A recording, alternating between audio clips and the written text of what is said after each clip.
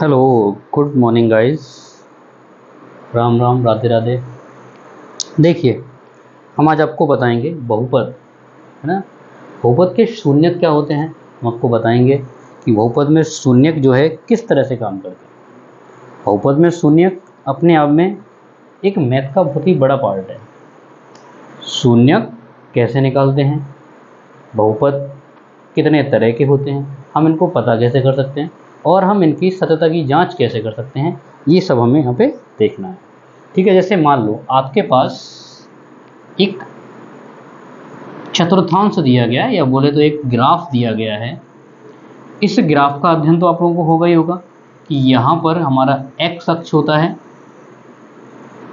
ना, ये होती है हमारी एक्स अक्ष और ये होती है हमारी वाई अक्ष।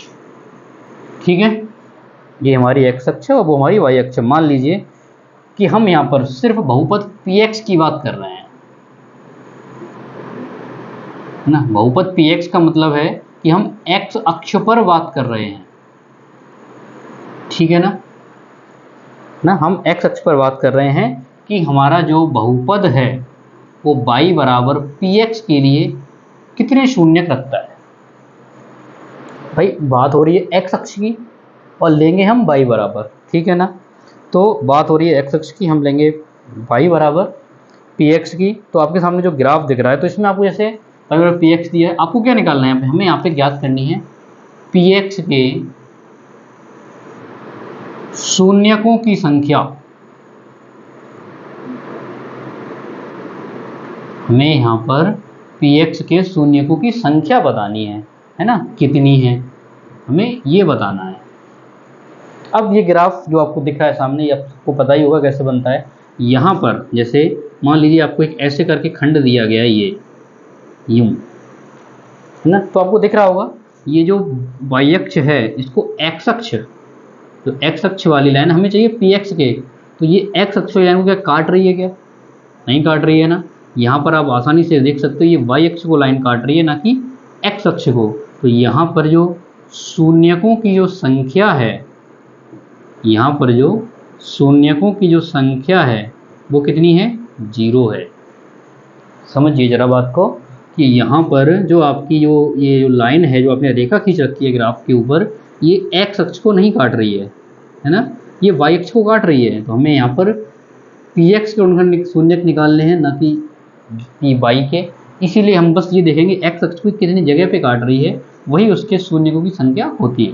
तो यहाँ पर ये कहीं पे नहीं काट रही है ना, लेकिन ये यहाँ काट रही है, y अक्ष को काट रही है। अगर हम यहाँ पर py के लेते तो यहाँ पर एक होता, वो एक जगह काट रही है, ठीक है ना। x अक्ष को नहीं काट रही है, इसीलिए यहाँ पर शून्य संख्या कितनी होगी, 0 होगी। ऐसे ही जैसे एग्जाम्पल एक और समझ लीजिए, आपके पास एक अलग सा ग्राफ है। इस ग्राफ पर, है ना, इस ग्राफ पर सेम कंडीशन होगी। ये आपका x अक्ष होगा, ये आपका y अक्ष होगा, है ना। और यहाँ पर एक लाइन है जो ऐसे करके गई हुई है। हम यहाँ पे देख पाएंगे, हमें यहाँ पर सेम यही वाला क्वेश्चन फॉलो करना है, मतलब px के शून्यकों की संख्या निकालनी है, ठीक है ना। तो px के शून्यकों की संख्या निकालने के लिए हमें क्या करना पड़ेगा, हमें ये करना पड़ेगा, यहाँ पर जो आपको दिख रहा होगा ये x अक्ष है ना, जो x अक्ष आपको दिख रहा होगा, ये वाली लाइन x अक्ष की है ना। ये तो आपको पता होगा, इधर पॉजिटिव इधर नेगेटिव ऐसे नंबर्स होते हैं पूर्णांकों के लिए। यहाँ पर ये जो लाइन गई है x अक्ष पर, एक तो यहाँ काट रही है x अक्ष को, एक तो यहाँ काट रही है x अक्ष को। तो यहाँ पे हम कह सकते हैं कि शून्यकों की संख्या, यहाँ पर हम कह सकते हैं कि शून्यकों की संख्या कितनी हो जाएगी, 2 हो जाएगी। कितनी हो जाएगी, 2 हो जाएगी, है ना। ऐसे ही एक और समझने का प्रयास करेंगे। आपके पास ग्राफ है ना, तो ये इस तरह से ग्राफ है, ये वाला वही सेम है, ये x अक्ष है और ये वाला y अक्ष है, ठीक है। अब इस लाइन को कितनी जगह पे, मतलब हम एक लाइन लेंगे, जैसे मान लीजिए वो लाइन ये वाली है, ऐसे करके गई हुई है। तो हमें बस ये पता करना है ये x अक्ष को कहाँ का काट रही है। एक जगह ये काट रही है, एक जगह ये काट रही है, एक जगह ये काट रही है।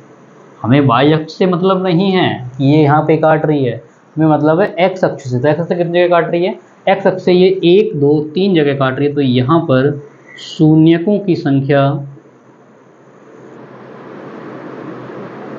कितनी हो जाएगी? 3 हो जाएगी। अगर आपको लगता है कि इसमें हमें कहीं कुछ दिख नहीं रहा है तो आप स्क्रीन को वहीं पर रोक करके आप इसको नोट कर सकते हैं और लिख सकते हैं।